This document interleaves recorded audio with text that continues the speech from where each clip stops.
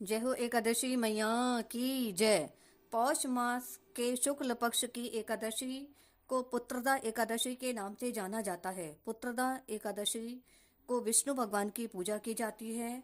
कहा जाता है कि इस दिन व्रत करने से, पुत्रदा एकादशी का व्रत करने से संतान की परेशानियां खत्म होती हैं और संतान का जीवन सुखी और संतान दीर्घायु होती है।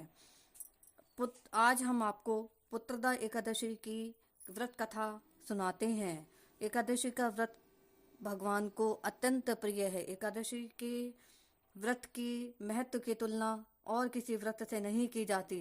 व्रतों में यह सर्वोत्तम होता है, इसलिए प्रत्येक व्यक्ति को अवश्य ही एकादशियों का व्रत करना चाहिए।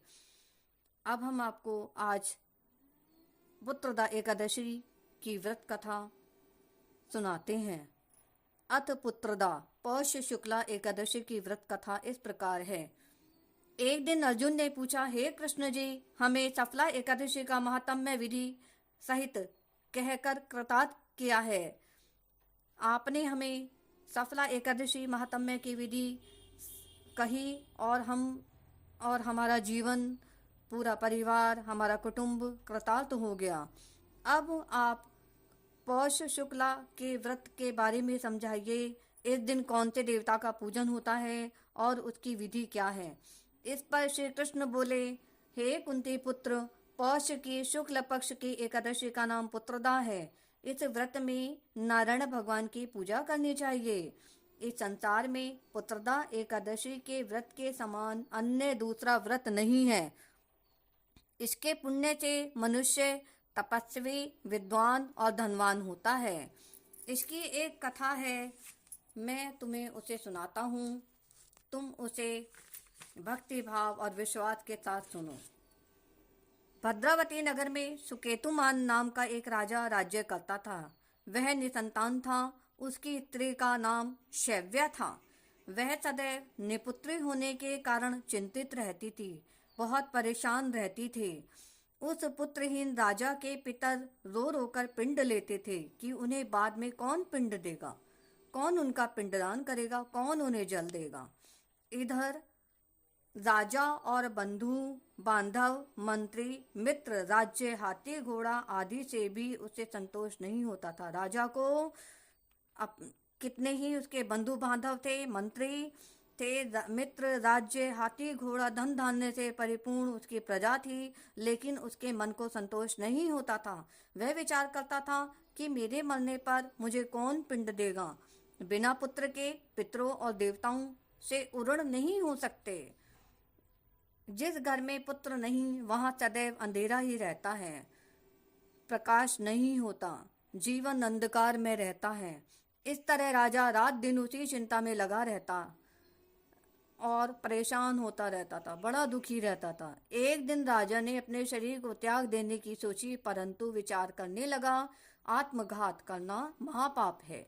राजा इस तरह विचार कर एक दिन छिप कर वन को चल दिया।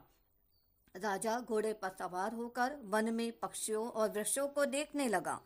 वन के दृश्यों को देखकर राजा को सोच और विचार में दोपहर हो गई। अब राजा को भूख प्यास लगने लगी। वह सोचने लगा, मैंने अनेकों यज्ञ किए हैं और ब्राह्मणों को मधुर भोजन कराया, बहुत दान पुण्य किया, परंतु मुझे फिर भी यह दुख क्यों मिल रहा है।